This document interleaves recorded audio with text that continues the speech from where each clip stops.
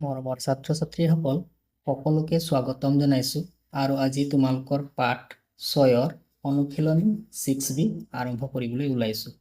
অনুশীলনী 6B 1 তলত কিছুমান ত্ৰিভুজৰ বাহুৰ জোখ চেণ্টিমিটাৰত দিয়া আছে। ত্ৰিভুজবোৰ সমবাহু, সমদ্বিবাহু নে বিষমবাহু উল্লেখ কৰা। ত্ৰিভুজ মানে তোমালোকে সকলোৱে জানা যে তিনিডাল বাহুৰ এটা বন্ধ আকৃতি। আৰু বাহু হিচাপে ত্ৰিভুজক কেইটা ভাগত ভাগ কৰা হৈছে?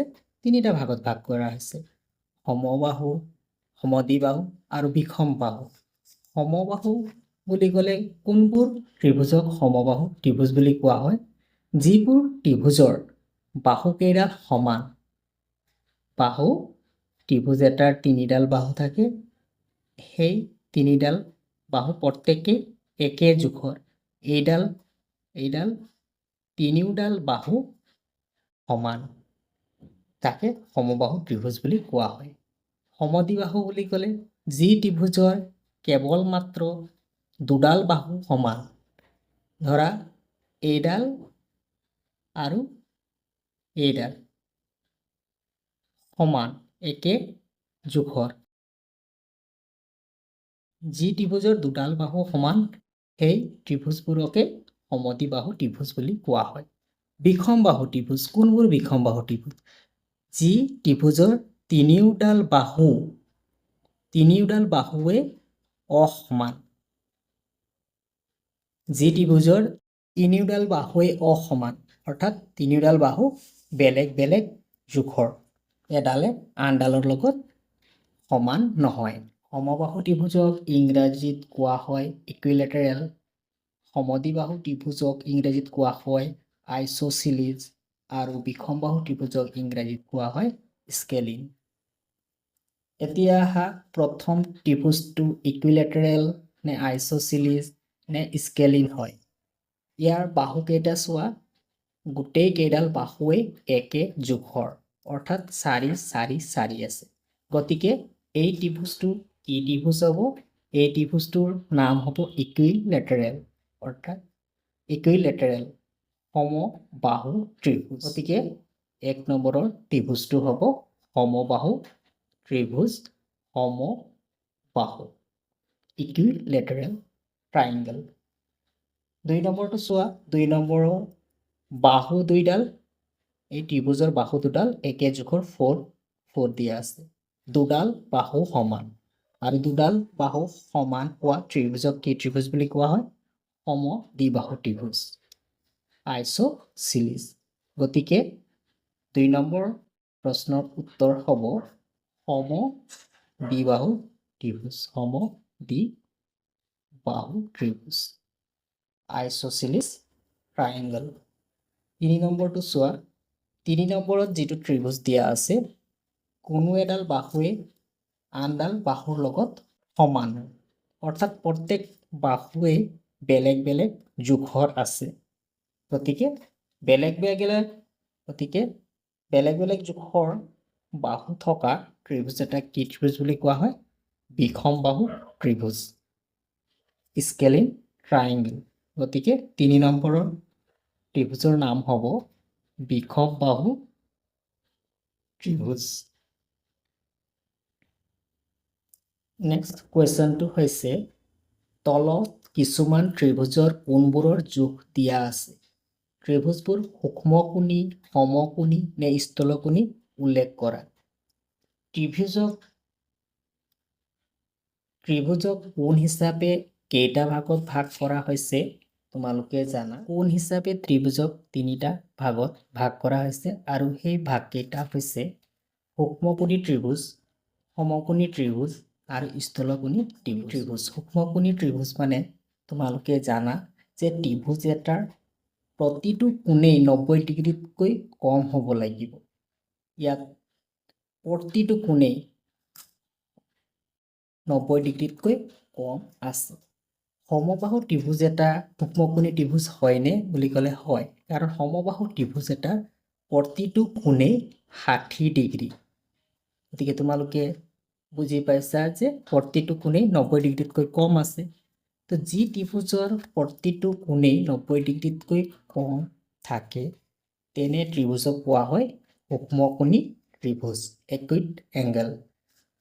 সমকোণী ত্ৰিভুজ বুলি ক'লে কোনবোৰ ত্ৰিভুজক সমকোণী ত্ৰিভুজ বুলি কোৱা হয়? ত্ৰিভুজ এটাৰ যিকোনো এটা কোণ যদি 90 ডিগ্ৰী হয়, ত্ৰিভুজ এটাৰ যিকোনো এটা কোণ 90 ডিগ্ৰী হ'লে সেই ত্ৰিভুজটোক সমকোণী ত্ৰিভুজ, ৰাইট এংগল বুলি কোৱা হয়। কোণী ত্ৰিভুজ, ত্ৰিভুজ এটাৰ যিকোনো এটা কোণ 90 ডিগ্ৰীতকৈ যদি বেছি হয় তেন্তে সেই ত্ৰিভুজটোক স্থূলকোণী ত্ৰিভুজ বুলি কোৱা হয়, অবটিউজ এংগেল।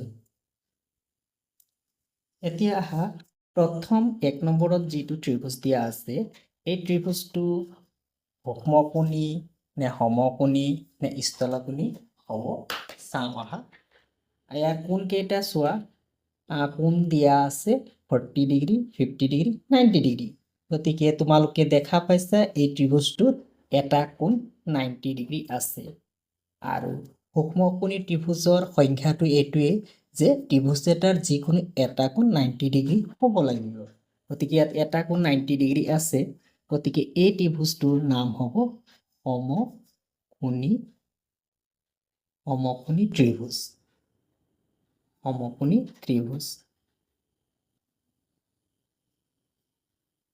চোৱা 2 নম্বৰটোত যিটো ত্ৰিভুজ দিয়া আছে, কোণবিলাক দিয়া আছে 55 ডিগ্ৰী, 25 ডিগ্ৰী, 100 ডিগ্ৰী। গতিকে 100 ডিগ্ৰী অৰ্থাৎ 90 ডিগ্ৰীতকৈ এটা ডাঙৰ কোণ আছে। তো স্থূলকোণী ত্ৰিভুজৰ সংখ্যাটো সেইটোৱে আছিলে যে ত্ৰিভুজৰ যিকোনো এটা কোণ 90 ডিগ্ৰীতকৈ যদি ডাঙৰ হয় তেন্তে সেই ত্ৰিভুজটোক কি ত্ৰিভুজ বুলি কোৱা হয়? স্থূলকোণী ত্ৰিভুজ। গতিকে 2 নম্বৰটো হ'ব স্থূলকোণী ত্ৰিভুজ। 3 নম্বৰটো চোৱা, 3 নম্বৰটো 73 ডিগ্ৰী, 65 ডিগ্ৰী, 42 ডিগ্ৰী, তিনিওটা কোণ 90 ডিগ্ৰীতকৈ সৰু আছে। গতিকে ত্ৰিভুজটোৰ নাম হ'ব সূক্ষ্মকোণী ত্ৰিভুজ। নেক্সট 4 নম্বৰটো চোৱা, 60, 60, 60 অৰ্থাৎ তিনিওটা কোণেই 60 ডিগ্ৰীতকৈ কম। গতিকে এই ত্ৰিভুজটোৰ নাম হ'ব সূক্ষ্মকোণী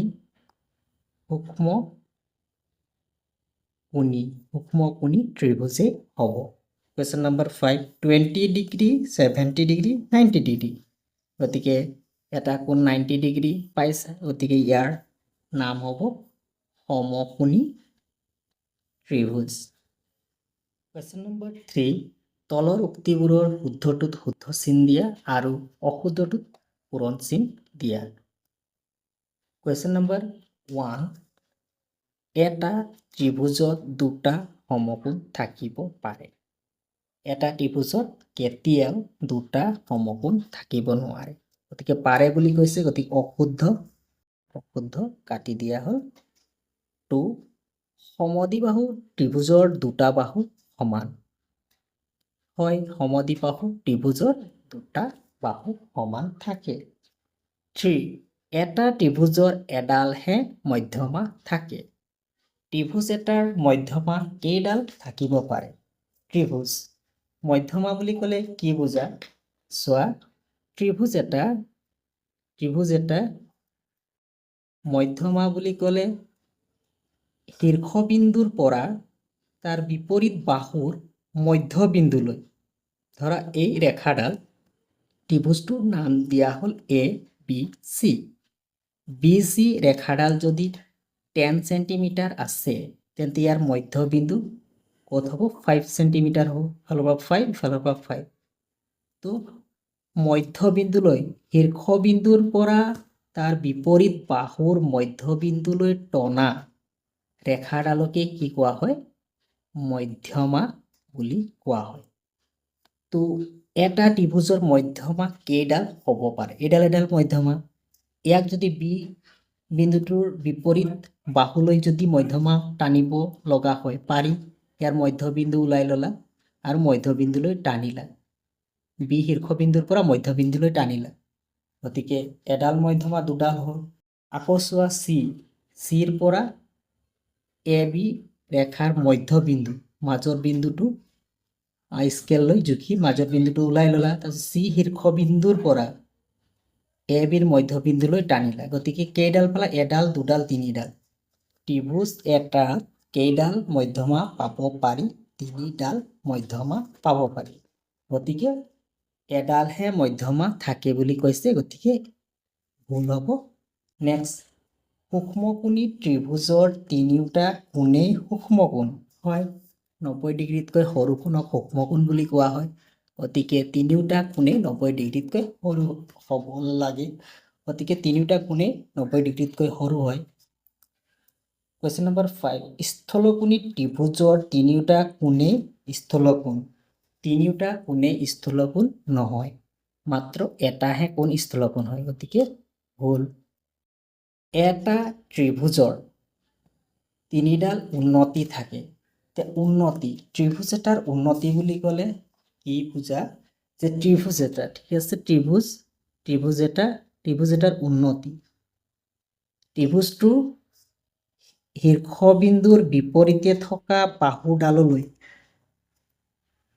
শীৰ্ষবিন্দু 1 পৰা যদি বিপৰীত বাহুডাললৈ লম্ব এডাল টনা হয় লম্ব এডাল টানিলে এই লম্বডালকে কি কোৱা হয় উন্নতি বুলি কোৱা হয় লম্ব হলে এই কোণটো কিমান ডিগ্ৰী হ'ব 90 ডিগ্ৰী হ'ব হলো 90 ডিগ্ৰী হ'ব গতিকে এই শীৰ্ষবিন্দুৰ পৰা BC লৈ লম্ব এডাল টানা হ'ল এই লম্বডালে হৈছে উন্নতি তো ত্ৰিভুজ এটাৰ ম্যাক্সিমাম আটাইতকৈ বেছি কিমানডাল উন্নতি পাব পাৰে যদি BC বাহু ধৰা হয় তেতিয়াহ'লে লম্ব টানিলে 90 ডিগ্ৰী হোৱাকৈ যদি এডাল টানা হয় তেতিয়াহ'লে ইয়াত টানিব লাগিব তো দুডাল হৈ গ'ল উন্নতি আকৌ C বিন্দুৰ পৰা লম্ব টানিব পাৰি C বিন্দুৰ পৰা লম্ব 90 ডিগ্ৰী হোৱাকৈ টানিলে এটো লম্ব গতিকে ত্ৰিভুজ এটাত উন্নতি কেইটা পাব পাৰো উন্নতি তিনিডাল পাব গতিকে ত্ৰিভুজ এটাত উন্নতি কেইডাল থাকে তিনিডাল থাকে গতিকে এটা ত্ৰিভুজৰ তিনিডাল উন্নতি থাকে শুদ্ধ